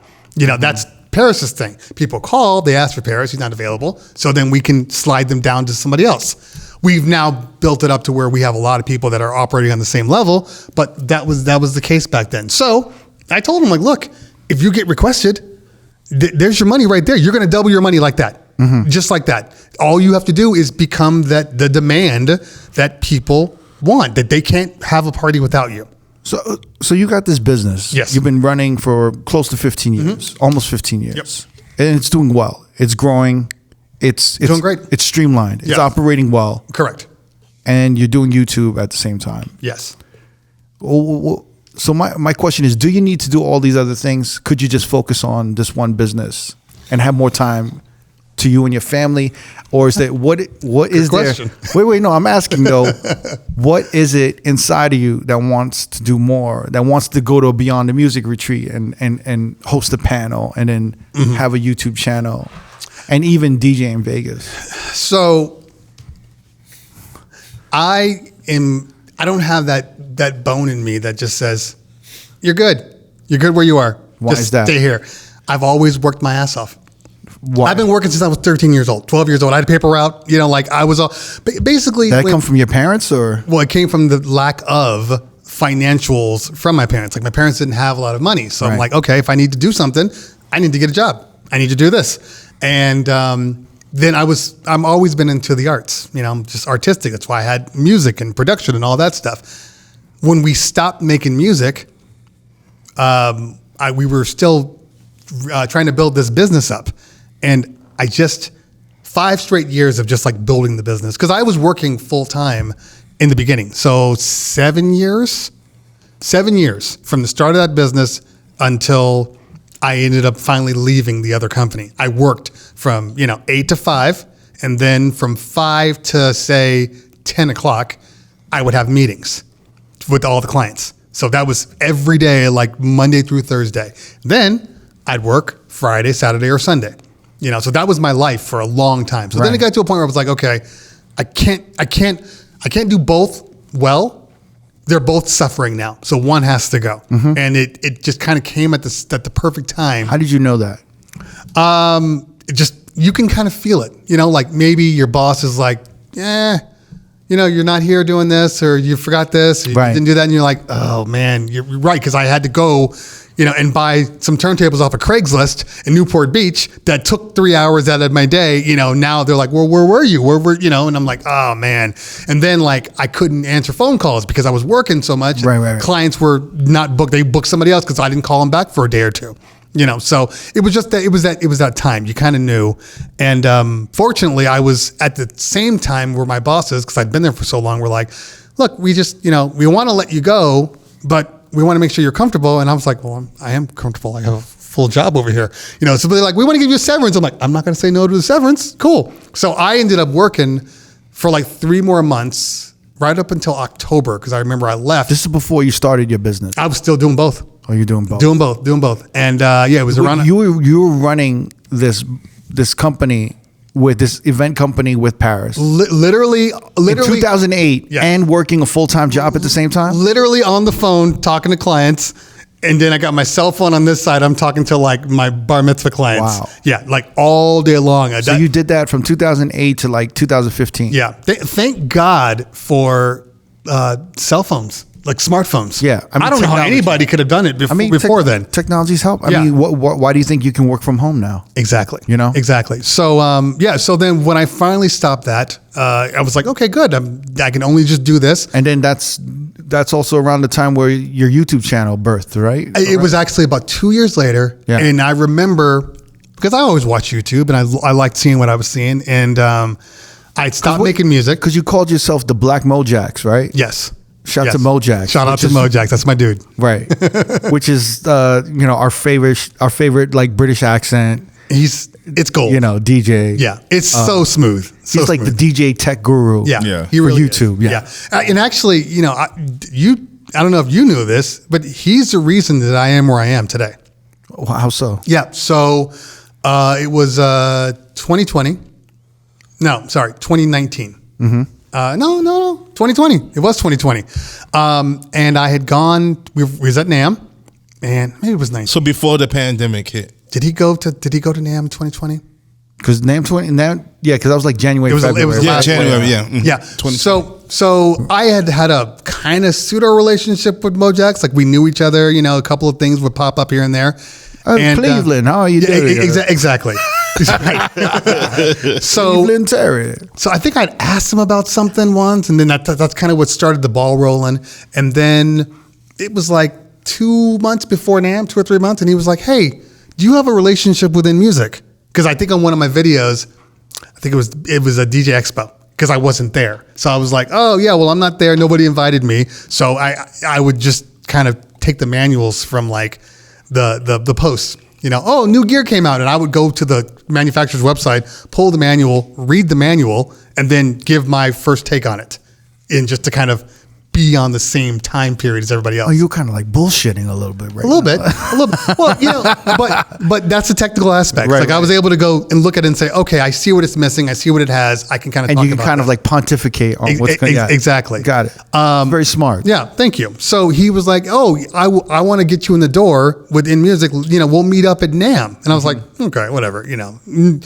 You hear that all the time. Yeah, just meet up. So at this point, you were doing YouTube videos, you were doing tutorials, you were doing reviews on equipment, Yes. but not necessarily not having hands-on experience, All the gear that I reviewed in the beginning was gear that we owned. Okay. As a DJ company. So basically, But then when new shit dropped, when new shit dropped, I had no access to it. so you were just kind of running Bullshitting. Right. Yeah. But I mean, you knew what you were talking about. Exactly. Right. Well, yeah, you have to. But you just didn't have the gear there. Like it wasn't in front of it me. wasn't like Pioneer sent you some shit and you're like, Yeah. yo, thank you to Pioneer for You sending didn't me- test it out. I did not test it out. All I could do was look at specs and look at all the things they're talking about and kind of give my opinion on it. Okay. And so because when I first started doing the YouTube thing, it was because I just was bored. I had the DJ stuff was kind of smooth, everything was Right. moving, and then I was just like, I got nothing to do. I need to express myself artistically. So that's when I started doing the gig logs because of that, and it kind of moved on from there. But it was just an outlet. I needed an outlet, and that's the way I've always been. My son will tell you, like, I don't really just sit around. I'm always doing something all the time. That's just in my nature. I'm a kind of a workaholic, like the Elon Musk of DJs. That's a heavy statement. You're just a type A person. Yeah, exactly. And I've always been really involved in like relinquishing duties, and that was always hard for me. Like that was super hard, until I got to a point where I'm like, Paris, you got to help me. I can't do all this myself. He's like, I've been asking you to do this, So finally, I gave him some stuff, and he took it. And now I'm like, okay, if anybody's remotely smart enough, like we're talking about, to do something, take it. Yeah. I don't care if it's just okay. It's one more thing I don't have to deal with. Yeah. I I love delegating shit to people who actually, and the people who enjoy doing what they do. Yes. And then who actually come to me and say, hey, I was wondering if we could improve this or improve that. Because you never get those kind of motherfuckers. So when I meet that person that wants to improve something, I'm like, oh, I love you. And, like, are you paying them or are they interns? I'm paying them. Okay. And then if they want to improve something, I'm like, let's have a meeting. Because I'm down to improve it. Right. You know, like maybe not now, but let's talk next month and let's like really work on it. But I love meeting people like that. That's because you never meet people like that. Yeah, it's hard. I have a guy right now that's asking me to do work and I'm just like, I don't know. Because the worst thing about doing YouTube videos when you're doing them solo is you have an idea of the story you want to tell in your head. So how can I give that to somebody? I at least got to give a first draft. And if I'm doing a first draft, then I'm like, well, I'm done. I might as well just finish it off. You know, but I need to give it off and be like, I need you to think like me and edit this video. See, I'll tell you something. What I do is I sit with them during the process. So okay. That's and especially with Zoom, stay at home. When you do your first draft of the edits, and then can we walk through every edit point? Okay. And let me see what you're doing. That way they're not. I used to train people to do what I would do, but then you get people who are insecure about what they should do, because they think in their head, what would Crooked do? So what I try to do now when I train people is what is the best way, or what works best. Right, that makes sense. And then we both work, we go through your edits. We it's a slow process, but that's how you kind of perfect and you get into their head, and you go through every edit point, and then that's when you're like, well, what would you want to do here? And then they would say, I would do this. And I'm like, I think that's spot on. And I'd be like, I think that's spot on. That they get more confident in their abilities and they trust themselves more. And then they get better and better. They get better and better. And it takes a long time, but if you do that for a month, usually a competent person will pick it up and they'll own it. And then you just kind of go through, you keep doing that process along the way for anything new. Now, but do you keep all the, when they send you the video, do they send you like the final, or do they send you like the one before where you can still make tweaks in the Well, I'll files? say they'll send me a draft, and I'll say, hey, like it depends how many edits are needed. Yeah. And I'll say, like, let's hop on a call. If it's not many edits, I'll hop on a call and I'll say, like, hey, like this looked great. I think this needs a little bit of work. You need to rearrange this. If it's simple as that. Otherwise, I say, like, hey, let's do a Zoom. And if we could do a Zoom, then there has to be some major stuff. Okay. And then at some points, I just give them enough time. I don't try to give them a deadline for the learning process until like after the first month. Gotcha. So then it's like, let's just have you be knowledgeable and understand what the process is. And then the second month, let's put a deadline. And then the third month, let's start putting more deadlines. So you filled these like, one a week. Now let's do 2 a week. Okay. And then then you start moving. Yeah. And the thing is, like, when they build that confidence, they also, so if they're younger, they're onto the tech a little bit better. Oh, yeah. So they'll be like, like, let's do this and let's do that. And I'm like, beautiful. Right. And then some of it is a little sloppy. Some of it's not perfect. And I just got to like, there's at one point, I think I was on a call with like one of my editors, and we had like 4 calls. And I was like, I want to fix this and this. And I said, you know what? Just let it go. Because I don't want to burn them out. Right. And just do 2 more calls on something. I'll just work on it I'll bring it up next time, or I'll bring it up next week, or I'll bring it up in 2 weeks. Right, exactly. On the next footage. When you can be like, it's just so much. It's so draining when it's just like, oh my God, another edit. And then their confidence is like, oh my God, like, it suck. Yep, I get that. Okay. I don't know if that makes any sense. No, it makes perfect sense. I think we're always trying to make everything perfect, and that's impossible. So is it good enough? Get it out. It's good enough. Yeah. Wait, so Mojack's kind of. So I met up with Mojack's.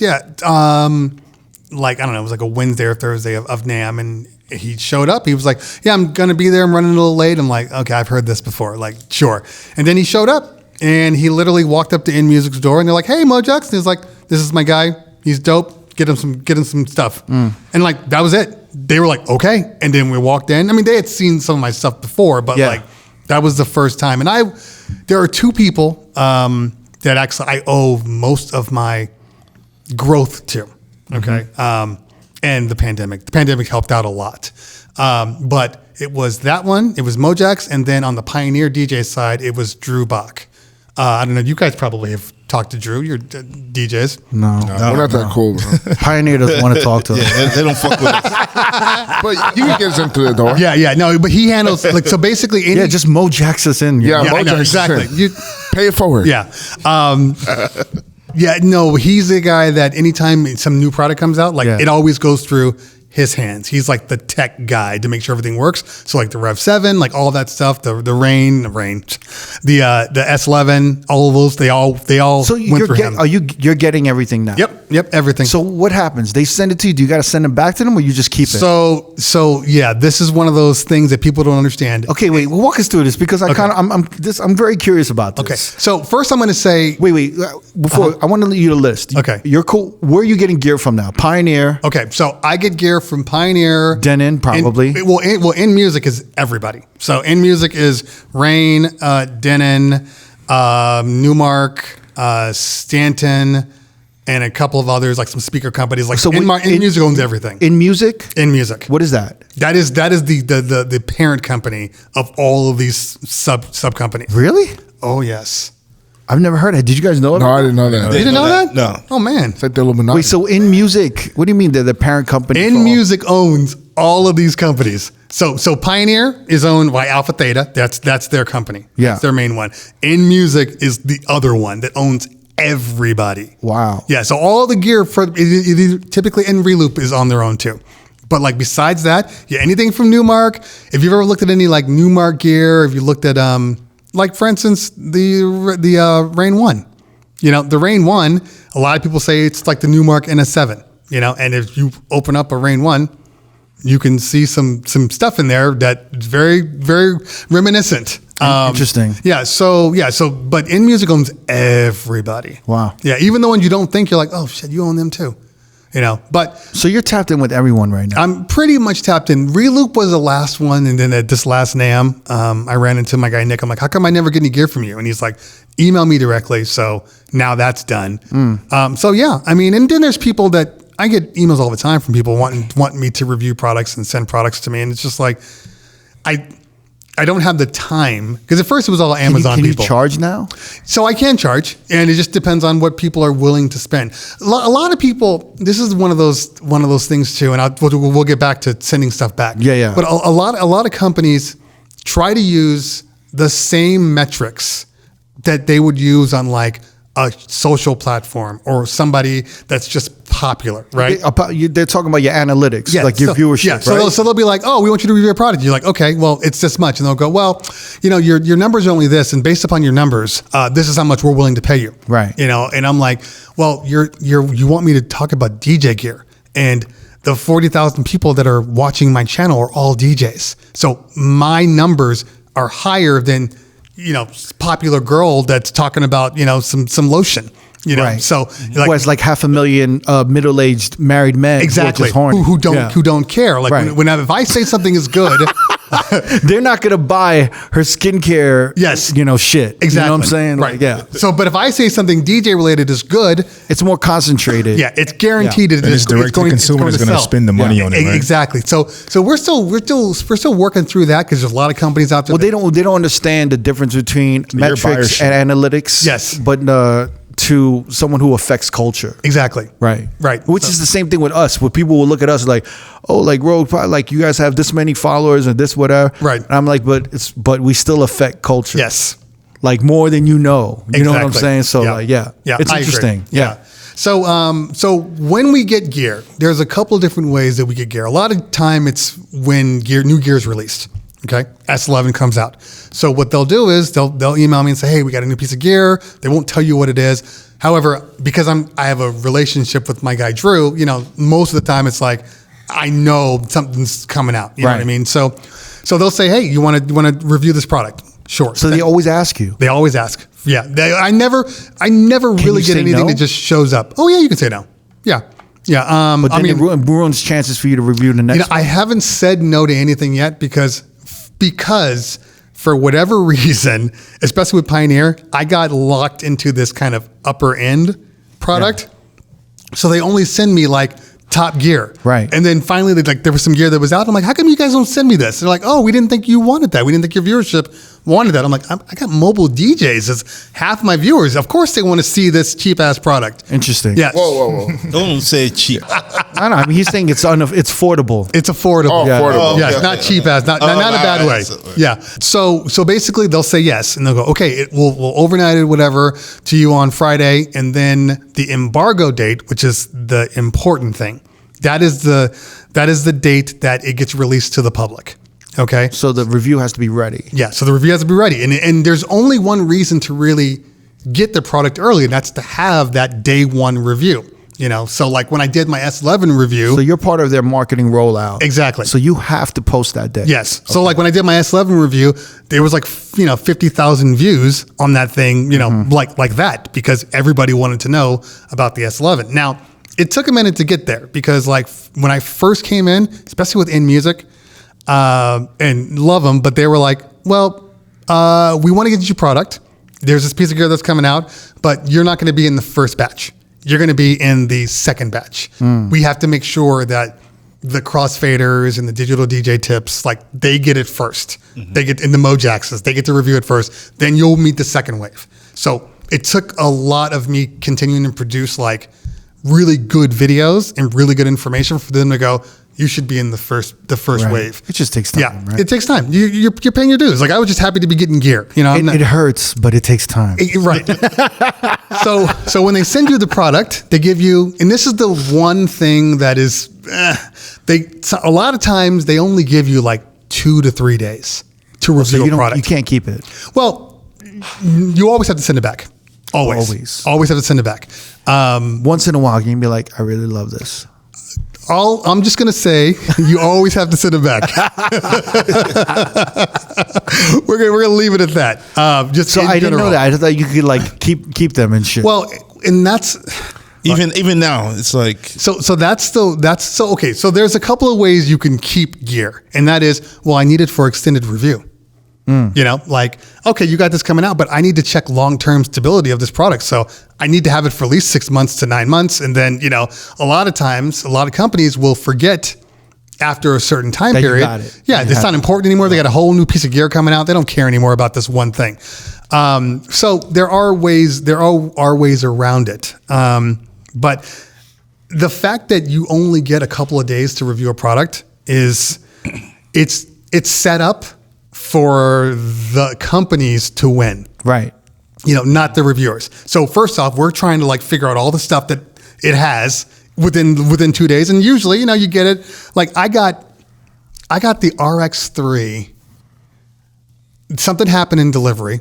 So by the time I got it, the embargo day, I got it the day of. So I had to do everything and review it that day. That was a lot. But usually speaking, 2 or 3 days, you get enough, but just enough. Like you don't really get into the true nitty gritty. Can you be honest? Is that what you're about saying? it? Yeah. So that's a very good question. And I will say this because I know people that there is a difference between being honest and just being an asshole. Right. Okay. And you can definitely be honest. You can definitely be constructively critical about Right. something, but you cannot just be an ass. Oh, look at this. This is stupid. Why'd they do this? This is dumb. They hate that, and they will call you out like that. But what if you get one of those things where like, a piece of equipment comes out, but it's obviously in competition with another one. Do I compare? then- yeah. I compare And all the time. And they realize that's part of the game. Yeah. I can. Well, they realize that with me. I compare all the time. Especially if I have. I mean, typically, Even if it's unfavorable to them. yeah. Typically speaking, I will do. Well, I actually ran into this, but I will typically do just the video of the gear, right? Yeah. And then I'll do another video comparing This versus this. Exactly, Right. and that's Or usually spreading your content up. Yeah. exactly I get it. easy numbers like that. So I ran into that with the Rain 1. So remember, the Rain 1 came out. Yeah. And then the Rev 7 came out. Right. I was And- going to say the Rev 7 and the Rain 1. Yeah. So depending on who you are, because there are some people that absolutely love the Rain 1. You can't tell them nothing. They just, that's the best for them. Yeah. Then there's people that are like, the Rev 7 is where it's at. That's what you need. I prefer the Rev 7. I understand why some people would prefer the Rain 1. Just from like an in and out perspective, don't do it.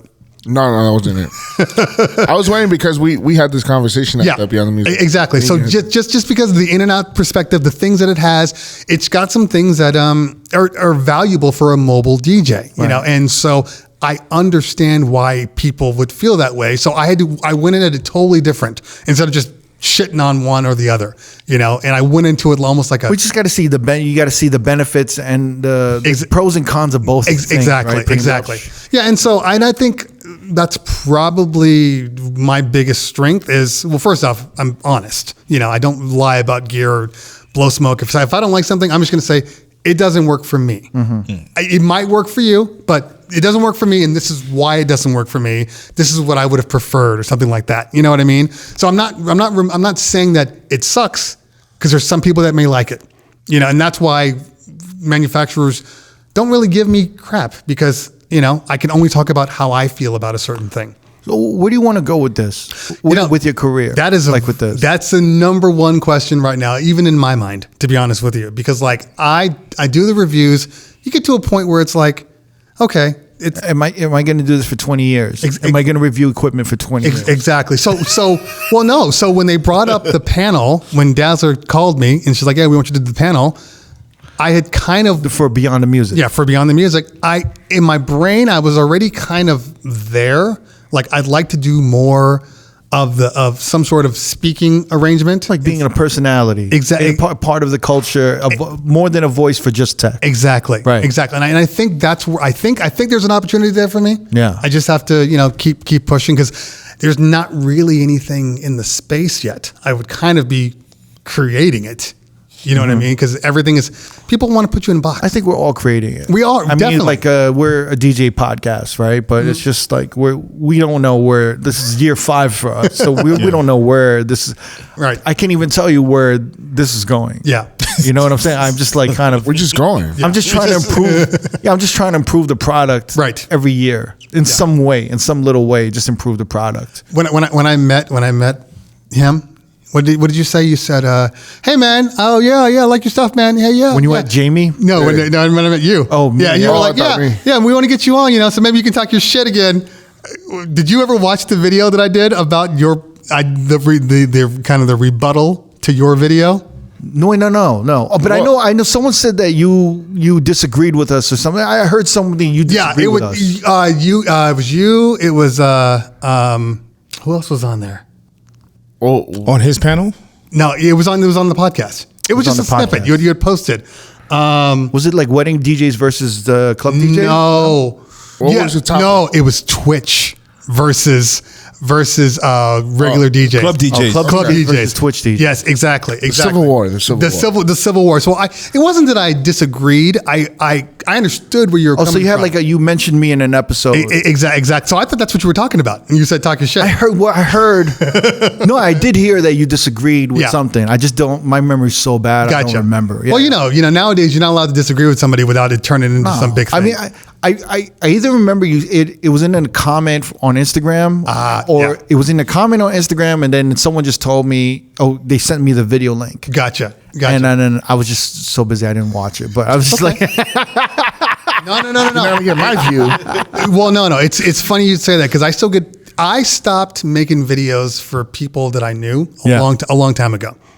People are always asking me how do you grow and how do you get better? It's like, don't care about your family and your friends. Your family and your friends don't care about what you do. Yeah. You know what I mean? So it's like, I stopped even telling people, because at first I did my first gig log. I'm like, hey, post it on Facebook. Everybody, first one. And the numbers came back and it was like 120. I'm like, I'm on my way. I'm on my way. Then the next video was like 75. And the next video was like 30. I'm always shocked when my boys listen to the podcast. Right. And if they text me like these fucking pretentious dudes like Ross One or Rock the Con, MoMA just loves all 4 of us. Yeah, so MoMA supports a lot. For him, he listens to the podcast. He just feels like he's catching up with us. That's funny. But we're like the MoMA DJ rental place, by the way. Every time he does Janelle Monáe stuff, We always provide the Oh, equipment. he's hitting you guys Oh, up? so he's hitting you up. Really? Every time. Yeah. You just started working with him like maybe a year ago? Yeah, it was about a year ago. Yeah, because he was hitting me up to find a rental company. Yeah, we're that company now. Yeah, yeah. Are you serious? That's really good. How did you link up with MoMA? He's like, I found a good spot, and they have everything I need. They come set it up. Yeah. Yeah, no, it came through from DJ Rel. Oh, Rel. Yeah. So Rel, and then Rel hit us up, and then then I started doing it, and the rest That's is so history. interesting. Yeah. Small world. Such a small world. Okay. Yeah, but if Rockticon or Ross One text me and they're like, "Yo, good episode," or like, "Yo, this was really interesting," with that, I'm just kind of like, "Oh shit, I didn't know you guys would have checked that out." I look, And I would never bother them or expect them to like listen to the shit or do whatever. It's just I get people to this day apologizing for not watching something. Yeah. Like maybe a new piece of gear come out and then they'll ask me about it. I'm like, I'll talk about it. I'm like, yeah, there's a video. You just watch it. We talk about all this stuff and they're like, I'm so sorry. I'm like, I don't really care. Yeah. You're not my audience. My audience is the people that watch every single time I post anything, and that's not you. And that's okay. Once you remove that part of it, stop caring about those people. yeah. Then it's a lot better for you. Yeah. Wait, so back to when you were talking shit about whatever. I mean, you were just disagreeing about what I said. Disagreeing. What was it? Exactly. What was it? What was your saying? You basically was that Twitch DJs, for the most part, Twitch DJs could not go to a nightclub and rock that nightclub Yeah. because Did we say that? you did. We did say that. That a Twitch No, DJ? We didn't say that. We didn't say that. Not like that. Not in those exact words. I but we wouldn't even said- say that. That's the ballpark of the conversation. No. No, because what's his face was on too. This is what what's his face was on too. Spider? No, scam. I could see us saying like Sujit. Sujit. was there, and then I think Sujit was egging you on, so it kind of came into a thing. No. I think this is what I said. Okay. I said just because you're doing well on Twitch doesn't mean that whatever you're doing on Twitch is going to translate to a club setting environment. True. And that you're going to sound, or you're going to get the same reaction, or it's going to be the same energy that you think is going to be. It's like, I could see that. I would say like one formula doesn't necessarily. And I agree. I think it was Sujit was kind of taking it to that next level. So it was just it wasn't even a big deal, but I was like, I kind of want to talk about this for a minute because there's a lot of DJs out there that sometimes just never got a name for themselves. And they really could be dope ass DJs, and Twitch is just a good outlet for them. Yeah. And it can't, especially, I agree. Yeah, especially now. Like I'm saying, like at some of these clubs now, a lot of these Twitch DJs could have done just fine. I'm not saying all of them, but I'm saying some of them where I used to think that it was all, the best of the best. Yeah, Now I'm like, okay, you don't have to be the best of the best. I will say that in the past year or so, there's been a change. Okay. Well, no, even more than that. I would say in the past 3 to 4 years. Gotcha. I think there's been a change in maybe some of the talent that's being booked, because I think it's more focused on social media numbers and all this other shit. Yeah. Which is understandable. Because I think for a nightclub, right, a huge nightclub in Las Vegas, for them to put a headlining DJ with 5,000 followers on, right, and market that DJ, it's a difference when you're marketing another DJ with 80,000 followers. It's so weird though. But there's a difference in, there's a difference in potential value. But and the thing is, like, when you go to that, when you experience it yourself, and I've spoken to some DJs, they're like, yo, I saw the recap video, looks crazy. I'm like, the recap video looks crazy, but go to the event, you're gonna be like, this is pretty mid. This is pretty disappointing, flat. Yeah. But the recap video looks crazy. Yeah. So all that matters right now is socials, the recap video and everything. Because the actual experience doesn't really matter. Right. Because if the recap video is dope, does it matter that you with 1,200 followers as a regular person had an okay time there? No, it doesn't. No, you're right. You're right. You feel me? I mean, even at like on the record, it was like, there were moments in time, because it's ebbs and flows. Yeah. Where it's like top, and then there are times that it's like nobody's in the room almost. You know what I mean? Like they've now gone out to the bus or to the bar to kind of see what's going on. And if you just shoot that video nonstop, it wouldn't look as good. Well, I will say the one thing about On the Record and that club is that it's just that every room, like the crowd is consistently transient. Yes. It's like consistently Non-stop. rotating. There's 4 rooms in Yeah. Yeah. So it's one of those things where like one room might like kind of clear out a little bit, Right. but then it'll fill up in like 10, 15 minutes. Exactly. Because everyone's just moving around. Right. And it's just hard to me when you have a nightclub of that size and you have like 3 rooms. Yeah. It's just a lot. It's just so much You to just see. you just keep DJing and Yeah. it will fill itself up. Yeah. 'Cause there's been times in certain times, even in certain nightclubs with like multiple rooms, where I take it personally when Right. motherfuckers leave. You're like, oh, I played the wrong song. And that's why they left. Like I suck. This is horrible. It's 12:45 and the room is empty. And then all of a sudden, 15 minutes later, it packs in. I'm like, Yeah. okay, just calm the fuck I down. got him again. Yeah. Well, you just gotta realize I gotta calm down. still got it. I gotta Yeah. calm down. Like this is something's happening. This is not. Yeah. And then I'll hear later, like, oh, there was like there was a party that wanted to do a photo shoot outside, and they came back, or like this. Yeah. You're hearing all these Yeah. different things or something, and I'm just like, all right, cool, like, It's a marathon, not a race. yeah. But that's interesting. But that's interesting to hear from your perspective on why you were upset or annoyed about I what was, outfit. no. You know what? In all honesty, the reason that I even did that video had nothing to do with you. Yeah. I saw the video, and I'm the kind of person that makes content based upon something I see, and like, I got to make it right Yeah, now. I get it. You know? Yeah. So I was like, I don't have a video this week. Yeah. Well, that's something I could talk about, right? Yeah, let me just talk. Oh man, yo, Cleveland, it's great to have you. I feel like we could have talked like 2 more hours. We could talk forever. I know you definitely could have talked. I can talk. That's definitely my thing. Yo, it's good to have you. Man, this is a long time coming, but your pause. I'll correct that. And you said you DJing this Wednesday, right? Yeah, I'll be at Check 'em out. Yeah, I'll be at Commonwealth Snapback. Oh, dope. Oh, Yeah, yeah. at some point. Definitely try to come through. Yeah. Yo, Cleveland, let's give a shout to Cleveland Terry. Thank you guys. Appreciate you. Appreciate it. And his son over here. Isaiah. Talented young man. Yeah. He was like trying to stay awake during the morning.